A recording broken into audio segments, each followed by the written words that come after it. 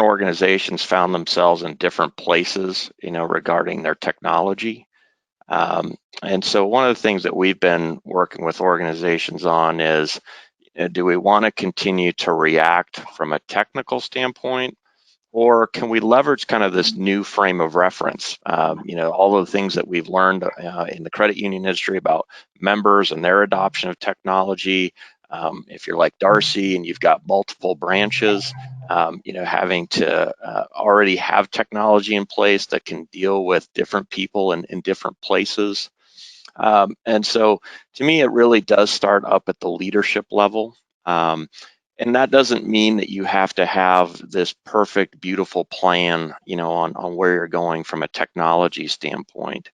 But you do have to begin to take what you've learned in the last 45 to 60 days and begin to assess where you're at and how you can improve the organization, both in terms of your inner staff workings, as well as the services that you're providing to your members.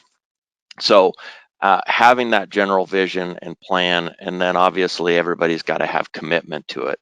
And a lot of what we've found with the credit unions is, there's been kind of disparaging different points of view around where we should go with technology.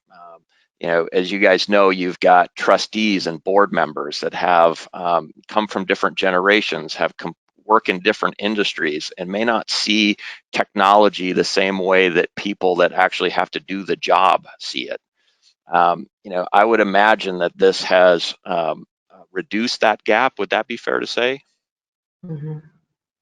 So I think with Yes. that, there's an opportunity, for the leadership, the CEOs of credit unions, the COOs, the risk management officers, to come together and say, okay, here's where we are. We've learned a lot. We know what was kind of painful. But I think the other thing that leaders are wondering about is, what don't they know? And so on that next piece, it says data and voice flexibility. And there's a lot of talk in lots of industries about remote work. And I try and quash that. To me, it's not where you want to head. It's not where anybody wants to head. Where people need to be focused on is simply flexible work, being able to work securely and productively, from the places that you are.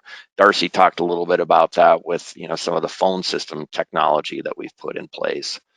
And then there's this Microsoft 365 and Microsoft Teams and things along those lines. And for many people, that's still a buzzword.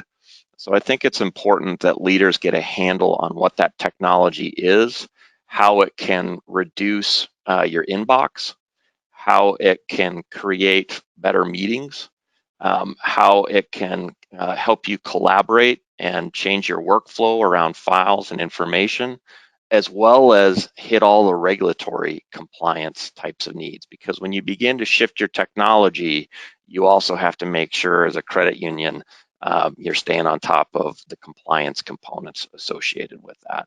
So really encourage members not to think so much in terms of remote work and that buzzword, but more think about, flexible work and how to make that happen. And to do it with all the same things that you guys mentioned. Less clutter in the email box, better connections with people, the ability to not just have something so formal as correspondence, but chat and being able to do a quick video call informally and connect with people that way. Lots of benefits there. The next thing is just cybersecurity and backups. When you begin to change your technology, you also need to make sure that the cybersecurity is in place and the backups are in place as you move things around. So one of the things that I think a lot of us as leaders and credit unions fear is the cost associated, especially with cybersecurity. And that's been true for decades. But more and more, that cost is coming down as it becomes more mainstream and the threat becomes more universal. And so if you don't have a good vision and plan around cybersecurity and what to do with that from a budget standpoint, I think that's an important task to take on too in the next 30 to 60 days. And then the last one is workforce development.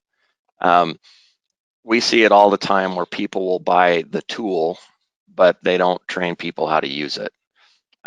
And then the other thing is they oftentimes try and train people how they think they should use it versus helping them kind of get those aha moments of just like with your consumers and mobile banking. It's like, I'll just call 3 times a day. And then all of a Hmm. sudden it's like, I have to use this. It's like, oh, I can check my balance real time anytime I want. It's a little bit of serotonin that goes off that makes people want to keep doing that. And if you do technology coaching correctly, you really end up with kind of that aha moment too, where people begin to want to use it. So really encourage, the leadership folks at credit unions to be thinking about um, rethinking their plans, not just around operations and employee care, but also around, the overall technology landscape.